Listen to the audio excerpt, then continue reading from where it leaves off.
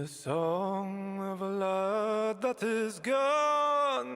Hello and welcome back to the channel. If you're new here, my name is Kaylee and today I want to talk all about episode 2 of season 6 from Outlander.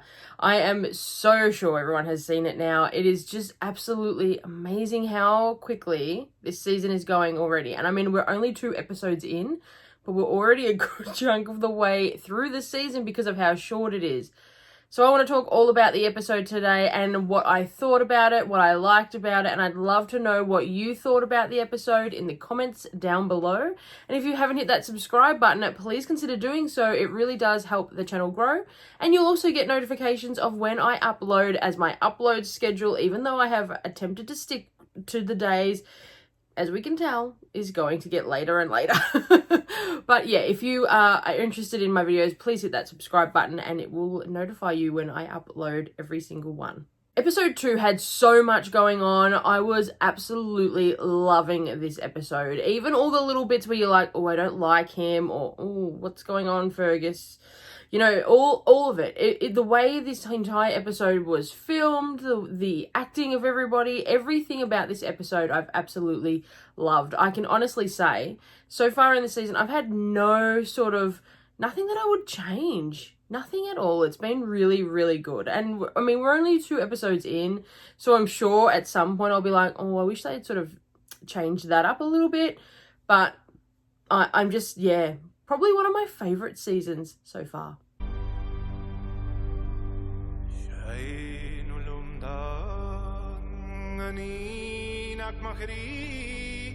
So the episode starts off with Jamie and young Ian at the Indian tribe. Now we know that Jamie is now the go-to or go-between for the Indian tribes and the king, or you know what I'm talking about.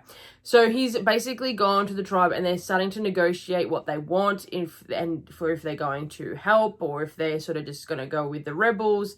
It's all very, look, it's concerning. Obviously, we know that history isn't kind to the Native American Indians. So, I mean, no matter what Jamie does, he's kind of doomed. And he does learn that throughout this episode, that he's kind of in a really tough situation. If he gets them the guns that they're wanting to, you know, sort of protect themselves and to come into the battle, is he putting them in the hands of the side that is going to be against him? You know, he just doesn't know at this point, but it's a fantastic scene and I loved every moment of it. You definitely get to also see that young Ian is starting to struggle with who he is loyal to. Well, no, okay, that's wrong. He's most certainly loyal to family, but it's starting to become a bit of a situation for him where he's feeling conflicted. That's probably the best way to put it. And you can definitely see that throughout this entire episode. A funny little bit about when Jamie was at the Indian tribe's camp was when he's obviously laying down in bed and 2 beautiful women come in and attempt to sleep with him. Young Ian in this scene is fantastic. And I absolutely laughed and laughed and laughed at his reaction to what was happening. It was just so funny. I love young Ian. He's so much he's exactly what I believe a young man in that era would be like. She says she wants to know why not. Tell them I have an oath over him, Ian. Masali and Fergus are also big talking points throughout this episode. Now we know that she's very, very close to giving birth. And in fact, that does happen in this episode. We also, though, have that sort of inkling that things are not right between her and Fergus. And we have seen bruises in the previous episode, and we saw them again this episode when Claire had come to do a bit of a checkup on Masali. Now, throughout it, you do have this, oh my God, Fergus has become like this domestic violence villain. But Masali does tell Claire, well, she actually lost her temper and had attacked him, and it was just him defending himself because she had had enough. It does sort of put it a little bit back towards, okay, Fergus is just having some drinking problems maybe. He's not this horrible person that's sort of come in and he's having a lot of issues. A lot of this comes throughout this episode, and I mean, it's so heartbreaking because it's like, no matter what time you're in, this sort of horrible situation can happen. Like, it's not as if it's just a modern day occurrence with alcohol. It has happened throughout centuries where people, well, we know what happens, and it's horrific. But I really appreciate the way that this episode had played it out, and you just, yeah, the way you can see them throughout the episode when they come together at the end, it's so lovely. But during the Claire looking out for Masali and doing a medical examination, it does trigger Claire. Now, this is where a lot of book readers are like, what is going on? This is the part that I'm not enjoying, is because in the books, Claire most certainly is not a user of the ether by any means at all for how it's situating in the TV series. I mean, the woman has suffered a lot of trauma, and I definitely talked about that more in last week's video, how she has suffered trauma beyond words. So if they have now upped it where she needs this to have a bit of a moment to relax, let the woman go.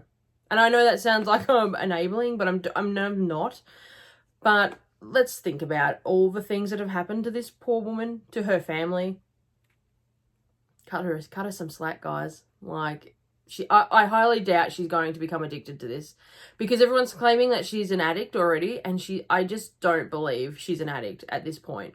And I'll be very, very shocked if she becomes an addict in this season. But it has been a very big talking point on the internet. So Tom Christie has not just been sitting around idly twiddling his thumbs on the ridge. During the time that he's been there, he has constructed, or helped construct, a church. Now, we knew in the previous episode he did make it very clear that you must build a home for God before you build one for yourself. And that is exactly what he has done. Now, Jamie has said to him, though, that no, this will not just be a church. It is going to become a meeting house where everyone is welcome, including Claire, who has now again been called a witch by some of the newcomers onto the ridge. The church, or the meeting place, most certainly got a workout throughout this episode, as well as Mrs. What's her name? Mrs. Crombie? Well, she passed away, or so everybody thought. And as Roger was giving his service, she just sort of woke back up. Now, this is explained much better in the books, in my opinion, on how she seemed dead and then she was alive, and how she only had moments to live. It is a really lovely sort of moment for her and her family, because she sort of gives her son-in-law a bit of lip, and then, it's all lovey-dovey and she passes away. But you got to think about it, in the timing of all this, a woman who just sat up from death and then died again in a church full of people, I feel like there would have been much more ruckus if that was played out a bit more realistically than what it was. Everyone just seemed very calm by the fact that it was all happening. So I'm not sure how I felt about that. That's okay. There's my first bit for the episode. I was like, I don't think everyone would be calm like that. Let's look at how every other sort of thing like this is played out for people. And I mean, someone waking up from apparent death and then dying again, nobody would have been calm. No one at all. Why, Aaron Crombie, you shameless skinflint. Have you laid me out in a barn with nothing? Do you not know that you stand before God? As do you. Aye, but I'm afraid you're closer. Brie and Roger certainly had a few moments throughout this episode as well. Now, Brie, at the current point in time, has created matches. Now, I think this is absolutely amazing, and it doesn't really come with the reactions that I thought it would have. I mean, obviously, Claire and Jamie are very proud and very much like, wow, but the others sort of, when she's explaining what's happened, they're just very much like, well, I can make fire. Why would you do that? But obviously, that's just how it was going to be played out. But I was really shocked that not everyone was like, wow, holy smokes, wow.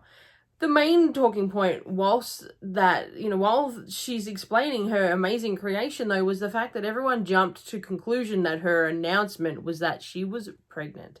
Now, this is definitely something that has hit home for poor Brie, and we then find out that they have most certainly been trying to have another baby, but it just hasn't happened yet. Now, I mean, it must be so hard for her because, I mean, you know all the luxuries that you've given away coming from your own time to come back and to create something as amazing and as useful as matches, and to just have this reaction of, why? I would have been heartbroken, but it's just the way poor Brie gets her reactions. I just felt really bad for her in that moment. But there's a lot going to happen with Brie and Roger through this season, I believe. You're with child. Oh, I don't envy Brie, but I'm very happy for you both. A toast. Get the whiskey, Sasna. No, stop, no. Wee bit of Flint, is it? Young Ian also has a really, really pivotal moment in this episode. Besides, obviously, his conflict on which side of the sort of alignment he wants to be and the conflictions between that situation, we also find out that he has had a baby. Now, this is overheard by Jamie, and it sort of definitely cements some more things that happen later on in the episode.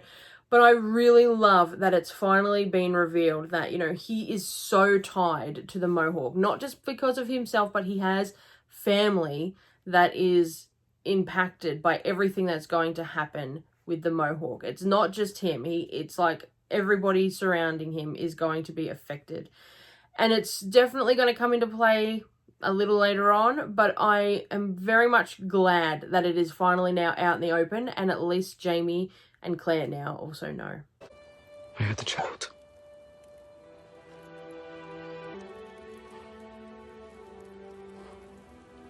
Did you? Speaking of babies, though, we know one of the biggest moments throughout this episode was Masali giving birth to Brie Christian. Now, the way they did this was spectacular. Everybody, of course, thought, oh, she is not going to make it. There is some troubled times here. And I know as somebody who, Shannon was watching it with us, he has not read the books, and he was like, oh, what's this? Oh, come on now, please. I really like her. I don't want her to die. And then when Fergus rocked up at the end, I mean, you just feel, I feel for him, but at the same time, when he left, I was not a happy camper. Fergus, you need to stick around and do your job, man. Like, you just need to do your job. You are a dad. You cannot be wandering back to the still. That's not on. That's not cool.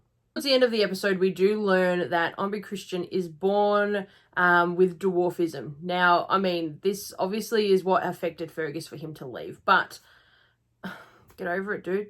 Just get over it.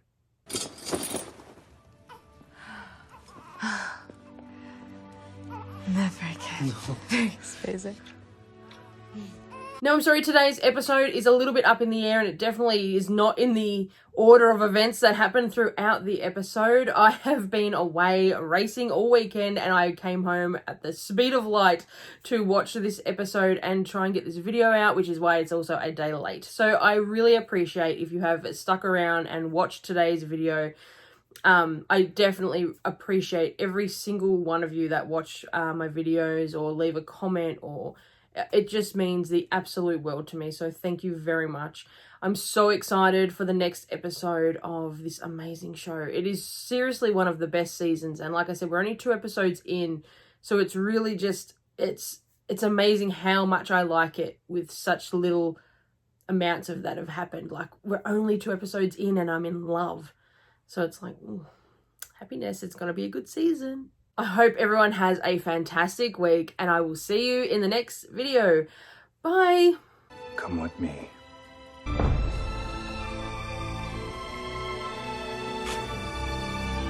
All that was me.